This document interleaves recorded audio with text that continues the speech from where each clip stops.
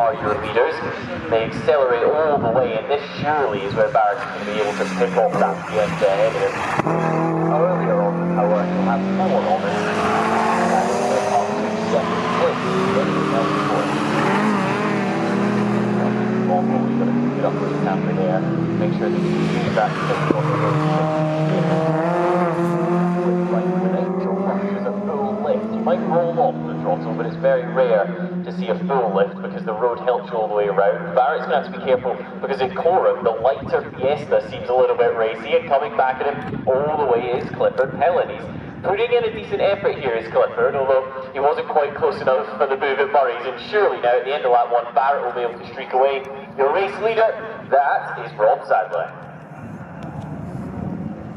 Barrett still second. Helen is third, and credit to him, he stuck in the slipstream and waited it out, and as anticipated, it is Gamble who is dropping and plummeting down the timing order. We'll wait and see where he plays out to. He is just in 4th as it stands, so at one moment as high as, well, he challenged for the lead of the race actually into turn number 1, but has since dropped 3 positions with some infield chaos on that first lap. The leader already through Palmer's and in towards Agostini.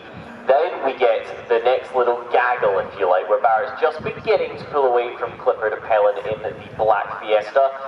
Then a small gap all the way until you meet Robert Gamble, who in theory should have faster pace than Helen, but those two were quite closely matched in qualifying, only 0.4 of a second between them. So it's got to be a good little race here for Gamble in order to try and close all the way back in. And if anything, he's got some pressure behind because Lloyd Jones, Mark Lloyd Jones, he is racing that VW Mark II Golf from 1989, and he is putting up a very valiant effort, at least where he's making the lightness, and that front end grip on the more traditional Golfs, let's say, he's making it work for him.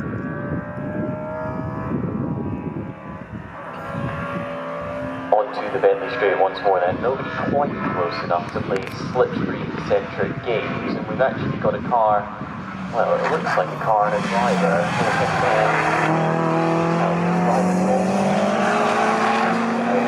As far as we're aware, everything's still running this one, potentially a hangover for a as you'd expect as well. Barrett's taking purple second. Sadler in sector 1. He's gone a second quicker in sector 2 as well. So before you know it, we're at Murray's corner, and there is a little bit of a duel developing for the lead of the race.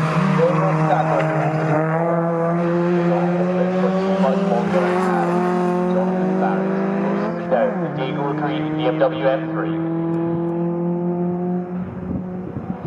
Third place, that belongs to Clifford Helen still, and we wait for Rob Gamble to cross the line in that compact version of the BMW. He does manage that, gets it up ahead of the VW Golf, which is still putting in a valiant effort. It's beginning to get a little bit squirrely at the rear end, but in my experience, I think that's how a Golf is fastest, when you get that car incredibly well set up at the front, and it allows you to brake very late because your brake bias is at the front anyway. Of course, front wheel drive, so then it grips on the way out, and as soon as you've made that work, the Golf can actually be very, very quick indeed.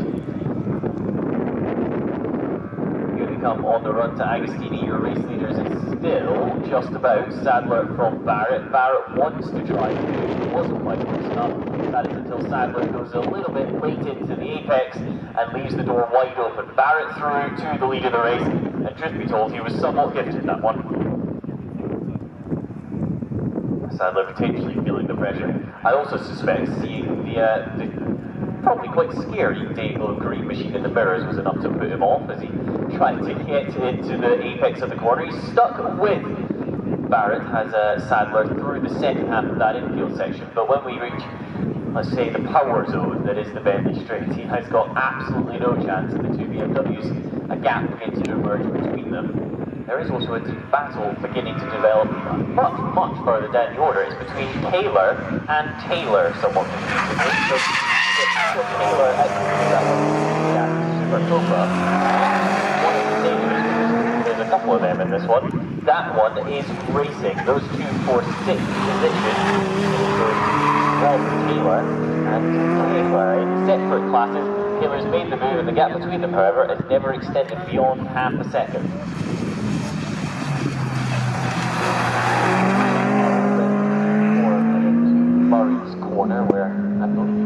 one of those rather large sausage curves at play.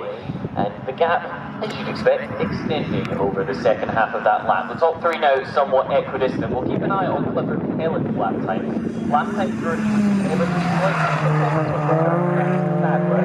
This time round, the gap comes down by 8 seconds, 2.9 seconds. So Helen and Sadler in third and second respectively, getting ever so slightly closer together all the time. The VW Golf of Lloyd Jones is still putting up a little bit of resistance to Rob Gamble in the scrap for fourth position. And then for sixth, you've still got Taylor leading Taylor, Seat ahead of Fiesta.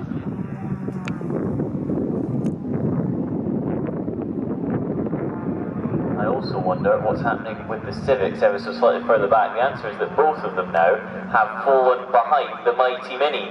The Mini all the way up now in the hands of Kieran Liane into 8 spots. So the Civics, they're in 9th and 10th now, which truth be told is last and second last, so it's not going particularly well for them, but they are not so far off each other on track, so still hope of a good battle there between the Civics as they fight it out in Class E. They're the only Class E cars, so as you'd expect, towards the rear of the field, but looking really quite exciting nonetheless. The Civics, similar to the Golf, all about the front end.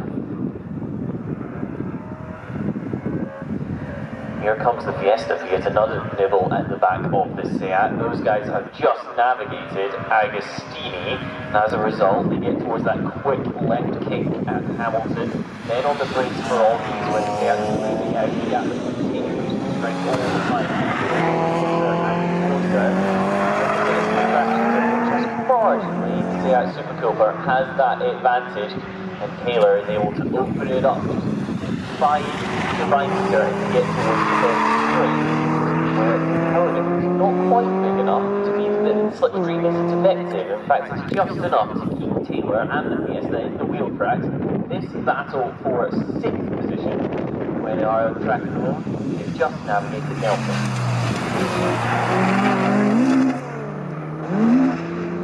The race leader crosses the line once more. Sadler putting in a decent effort, only lost 3 seconds on that previous tour, and actually managed to maintain the gap to third placed Clifford Pellet. Those guys are class leaders in their own right, B, C and E respectively, and Clifford Pellet, I think, is doing a mighty job there, because below off by about 2 seconds a lap, until we find Taylor and Taylor, who are a long way, and I think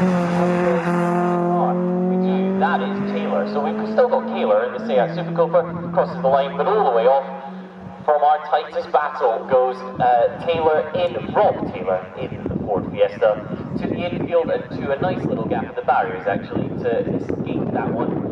And just as we lose the battle, we gain another one, because the Mini of Kieran Liane is now coming under a little bit of pressure once more, because Lane doesn't get any easier, does it, ladies and gentlemen? Lehane is under pressure from the Civic of Lane, behind Mark Lane that is. Put in a good lap last time through and has managed to stay in the wheel tracks of Kieran ahead with that red Mini Cooper. The pair of them extending the margin over Barlow, who now of course will post himself up to 9th with the stranded Rob Taylor on the inside of Coram. I don't even think there's so much of a yellow flag over there though, so fair play to Rob Taylor. Does a very good job of getting his car out of the way to have a horrible mechanical. That might be the chosen one, so then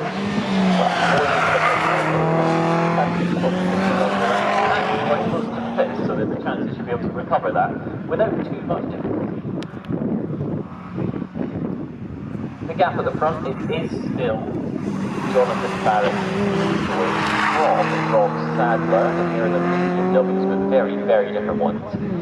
The gap between them 4.5 seconds last time through, and then 3 seconds back to Clifford Helen. And it's Clifford you want to keep your eye on out of those top 3 cars, because he initially was a bit quicker than the second place machine of Rob Sadler. Since then the gap is somewhat stabilised, and this time through it's a 213.1 for Rob Sadler to 213.1 for Clifford Pellet. So once again those two matching each other like for like on the timing screen.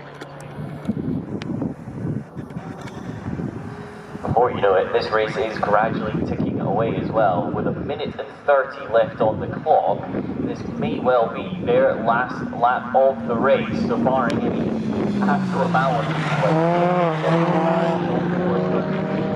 a surprisingly difficult lip. He bogged down off the start, never really got going. It might even have been reaction time, and since then he's fought his way back up the order from 5th all the way to 1st. Currently in that midfield section, approaching the left-hander that is Hamilton, and then he'll be into Oggies in the second half of the lap.